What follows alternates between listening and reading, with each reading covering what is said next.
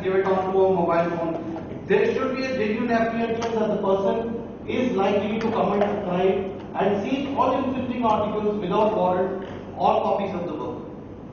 This is a challenge because most of the time the police say, tell us when this guy is doing this, when this person is doing it, and we need to actually catch him in the act of downloading songs. The music industry and the Andhra Pradesh and Telangana police work very closely. We do about 80 to 100 raids every month. We have a team of about 30 anti-piracy people on the ground who coordinate with the Andhra Pradesh and Telangana police to deliver this. So we do about 1200 to 1500 raids on mobile chip piracy every year. The challenge in it is finding a sub-inspector, getting 3 constables, then going to the shop and catching one guy. The moment you catch that one guy, all the other shops get abused about it and the business goes down. So if you can even look at the genuine apprehension and take action against shopkeepers, I'm sure the number of people caught would be larger and the deterrent would be far greater on the ground.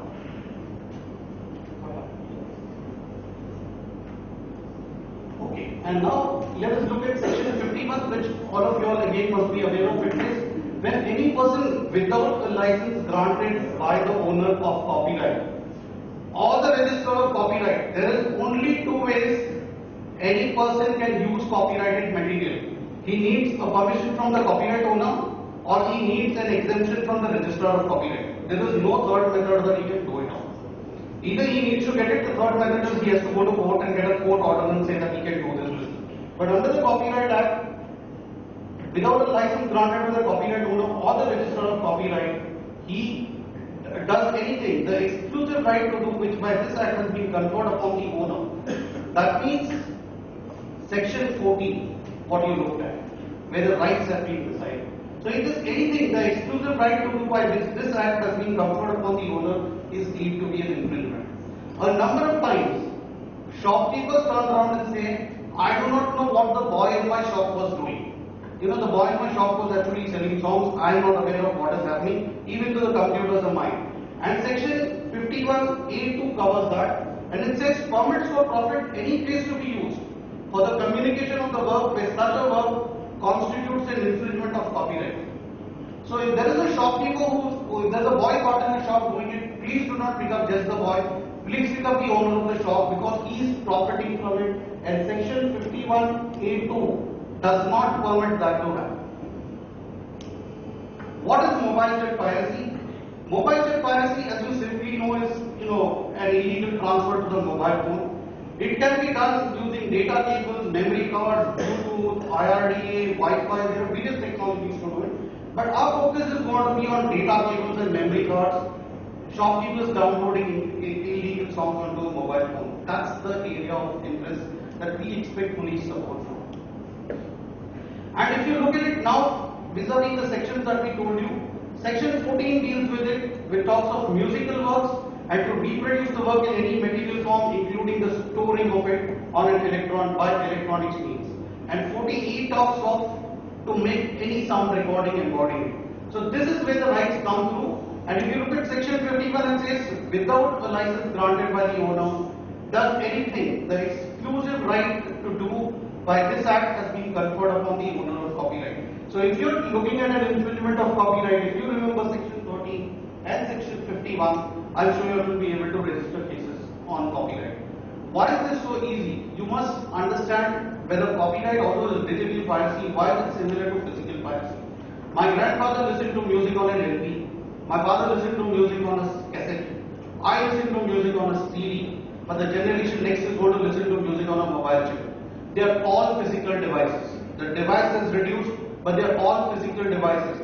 I have 78 RPMs even now that I own, where you could get only one song on 78 RPM. The size of the 78 RPM is this big. Today, in this kind of data, you can get a million songs, but they are all physical devices. So the police have been successful in doing physical piracy cases. I see no reason why they cannot do mobile chip piracy cases. The simple thing is, ask any shopkeeper downloading music onto a mobile chip. Any shopkeeper downloading music onto a mobile chip is violating the copyright and is liable for criminal action. The police in India is the only police force in the world that is taking serious action against mobile chip piracy. We have registered more than 3,000 cases in 2012 and 3,500 cases in So we are willing to work with the police. We are working with the police, and this is one area that we would like to build capacity.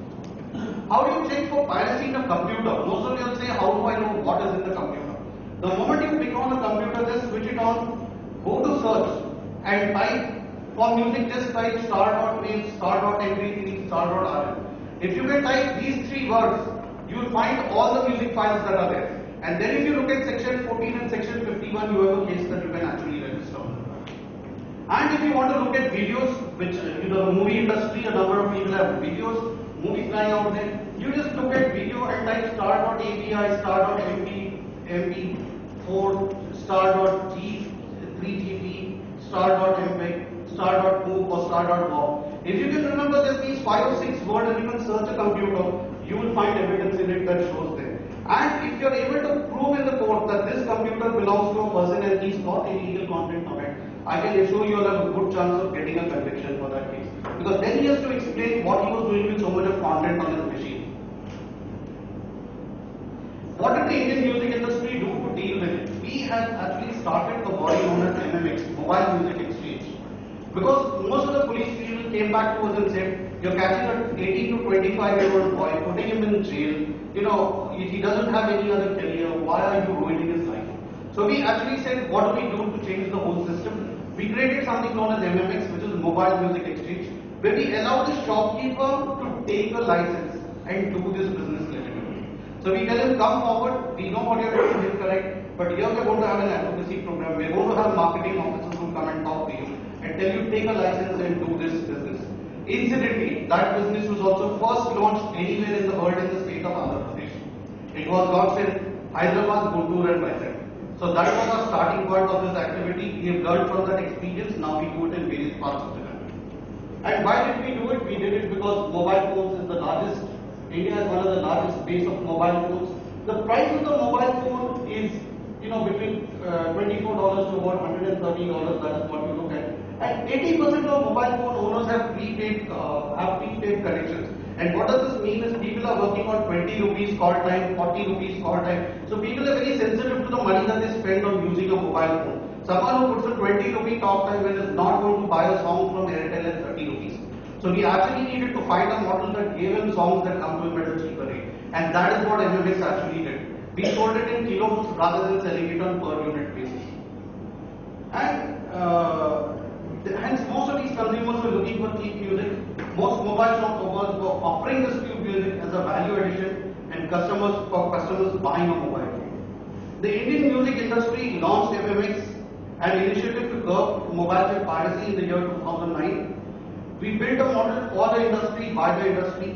It was originally started with only 7 members in Andhra Pradesh and then subsequently launched in West Bengal, Punjab and Tamil Nadu. We may launch Karnataka in the next month and we plan to go to the Hindi belt, hopefully by June or July. And we look at partnering with the pilot rather than raiding all of them. So there is a valuation to the police also that if one shop is raided and 20 people take licenses, it's actually 11 people who they don't have to monitor. And why did we do it? To catch on the growing demand for music on mobile phones. Mobile phone stores and shopkeepers become legitimate by opting for a model from the copyright owners and sell music without violating the Copyright Act. We support the legitimate shop owner by conducting raids only on pirate shops, hence reduce litigation and build retailer base. We try to establish a relationship between enforcement and business, and we try to see that for every raid we generate 4 licenses. And we are actually looking at whether there can be a model that tomorrow tell us how does police enforcement actually result in business for the industry. This is a model that we are working on. We are starting on it very early days, but we are looking at what it shows. Now, what are the advantages of MMX? Firstly, it reduces the work to the police. For every shop that takes a license, you do not have to follow up. That means lesser cases. It reduces cases in court. It converts the pirate to a legitimate player. Earns taxes for the government. For every license that we issue, we pay taxes to the government, which is not being collected. Distribute royalties on an equitable basis to owners of copyright to invest more in the culture business. Mr. Narendra Modi, the Honorable Prime Minister, keeps on talking of Make in India. That's for different other industries. The music industry is 100% a Make in India industry. Every song is written by an Indian, the lyrics are Indian, the composition is Indian, the recordings are Indian. So it's a complete 100% Make in India business that exists. Please support it. It represents the culture that all of us live for. Hence, help us reduce piracy either by arresting the infringers or explaining the need to take a license. In a number of small towns we found it that shopkeepers run to the police station or run to the collector and say, is this right or wrong? And there in Andhra we've seen a lot of support. When I started the model in Andhra Pradesh, I thought Hyderabad would be the city where you would see results, but to my learning, it was Guntur, the city that you actually saw the first good result. And that was because the police in Guntur somehow saw it and said, look, you either take a license or we will raid you. And most of the shopkeepers understood that the police were telling them to get legitimate. And it's a wonderful model. It's working very well in Andhra Pradesh, Tamil Nadu, and West Bengal and Punjab. That's the learning that we have. For the last 4 years, we've constantly distributed money to the copyright holders. Who are these copyright holders? In Andhra Pradesh, it could be Aditya Music, who's a local player. If you go to West Bengal, it is Asha Audio, Sahab, Enrico. They are local companies. So when you give them money, they actually go and find local artists and build local artists. In Punjab, it's a completely local business, completely strong Punjabi artists. That's the same story in Tamil Nadu. So in all these cases, we've actually helped the culture industry to grow, and the police have supported us much in those cases. In website blocking, what have we done? We actually started off with the concept of website blocking, and we wanted to do it through the criminal process. We approached the Bombay crime branch with 29 websites. 9 months later, nothing really happened on it.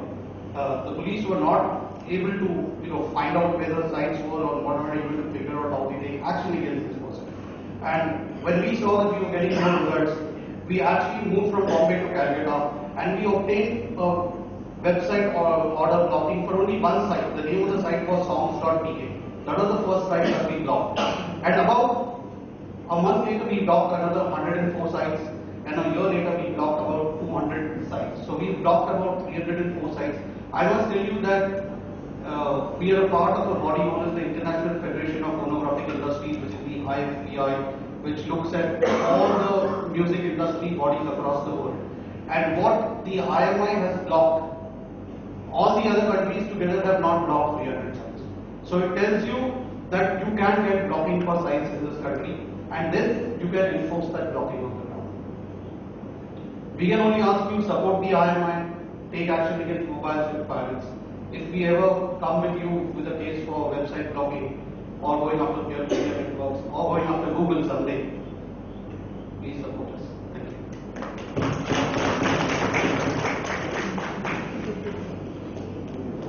Any questions, please, on the presentation? Normally, how much does it take for a shop owner to buy this MMX license? It takes the price of an average license is around 19,000 rupees for a year, which is about 1,500 rupees a month, which is 50 rupees a day. So it's 19,000 rupees a year is the license. It's unlimited download or something like that? Yes, unlimited. Eat as much as you want money. How do you share this revenue with foreign Whoever are our members, the money that is collected, after we remove cost, is shared proportional to their revenue share. That means if Saregama is the biggest in Andhra Pradesh, it's Aditya Music is 80% of the market. So 80% of the money that I collect in Andhra Pradesh goes to Aditya Music. And if I go to, say, Tamil Nadu, currently Sony is the biggest player out there. So Sony and Saregama would share about 40-50% of the money between themselves, and the rest of them would get really small shares. So it's shared proportionally. Okay, but isn't 90,000 rupees very big amount for a small petty shop like who runs a single door shop like in our place in Tripura? There are small shops which sell mobile parts or something, and they also download and sell this music in interior places. So they hardly, though you have not gone there, but one day you probably come out on this with the MMX. So 90,000 probably their whole month's revenue is probably 19,000. Agree.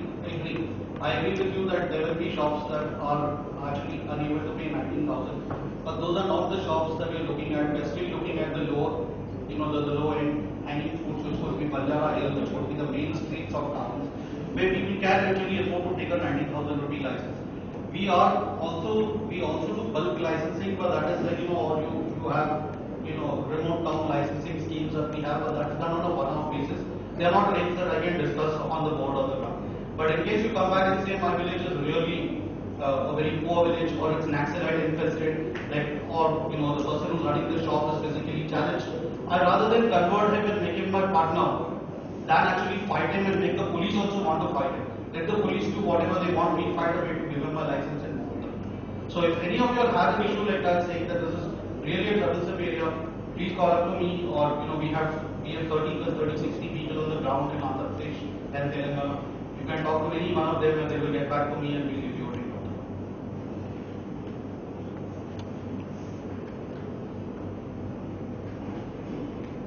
Any other question? Okay, you have spoken about police in Andhra Pradesh having instituted several criminal cases, but rather remedy available to you, the industry, civil remedy. What is the work you have done as a civil remedy instead of solely relying on police, who is otherwise burdened? So, there are two reasons why we have chosen the criminal route. One, because we recruited some of the best retired police officers that this country could ever have. We have Mr. J.J. still one. We have Manjari Charua, who was the second woman IPS officer in this country. She was in charge of police academy, IPS academy. And even Mr. Ramareddy of each of these states, we picked up retired police officers. So somehow we walked that road of going the policing way to do it. They believe that's the way we look at it. The second thing is a more structural issue. Piracy is like a pickpocket. He's like a pickpocket, and there is no way I have yet to meet a law firm that can give me results in 20 counts of other positions. There is no law firm that can give me coverage in 20 counts of other positions. Only the police can give me that sort of coverage.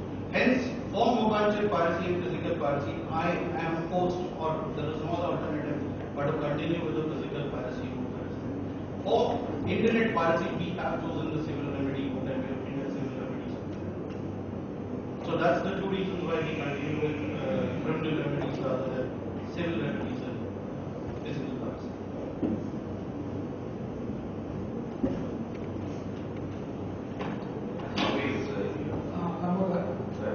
Let us hear from Keshav Reddy, because he has done a lot of work in Andhra. Motion picture. It is motion picture music is there. Motion picture which is not such a Thank you, sir, for giving the opportunity. Sir, we dance with them. Please come.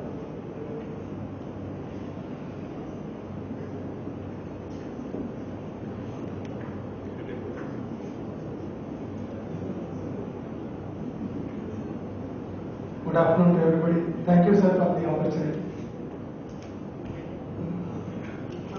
My name is Keshav Reddy. I retired in the rank of Superintendent of Police in June 2000. For about 8 years, I worked with AP Film Chamber of Commerce. Mr. Rajkumar, who is here, honorary chairman. We worked together. And we also had some kind of interaction with maybe the whole problem. Piracy, normally police think that it is not a big crime, and where the film industry or the Indian music industry desire to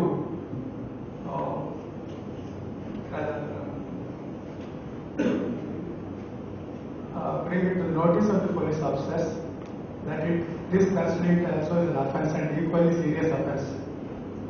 Because this, unfortunately, it is only, nobody bothers about the piracy except the film industry.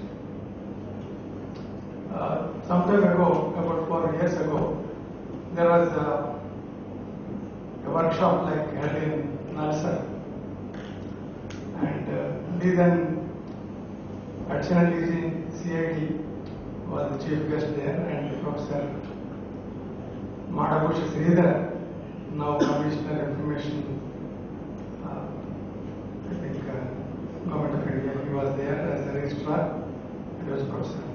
Most of the students, they were of opinion, they are all brilliant students coming from various parts of the coming from very good background, good families. They are all 90% of them are of the opinion that's what's wrong in making copy. So here, what I would like to bring it to the notice of the police officers here. See, it is a contravention. It is a contravention or it is a violation of the law. Somebody is being put to loss. And that loss, that film industry, people think that so many thousands of people are employed by the film industry. It's not that merely the actors and it's not like that. In action, we may only see 10, 15 people or 20 people. But thousands of people work behind. And all of them are given livelihood by the film industry. And very few films are successful. Most of the films are not successful. And many producers, there may be more than 300-400 producers, but real lively producers are only 15-20. The remaining producers are namesake producers.